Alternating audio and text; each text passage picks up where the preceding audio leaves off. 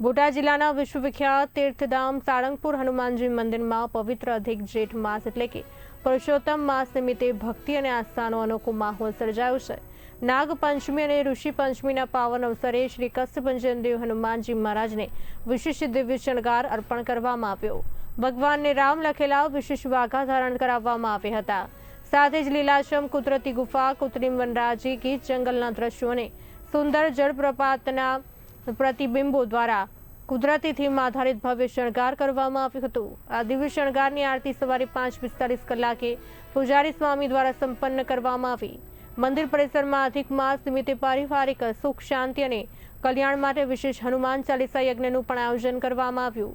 આ ભવ્ય શણગાર અને ધાર્મિક આયોજનના દર્શન કરવા માટે હજારો હરિભક્તો મંદિર પરિસરમાં ઉમટી પડ્યા, જ્યારે મોટી સંખ્યામાં ભક્તોએ ઓનલાઈન દર્શન કરીને પણ આધ્યાત્મિક લાભ પ્રાપ્ત કર્યો। સમગ્ર સાળંગપુર ધામ ભક્તિમય વાતાવરણથી ગુંજી ઉઠ્યું અને ભક્તોએ કષ્ટભંજન દાદાના ચરણોમાં પ્રાર્થના કરી ધન્યતા અનુભવી।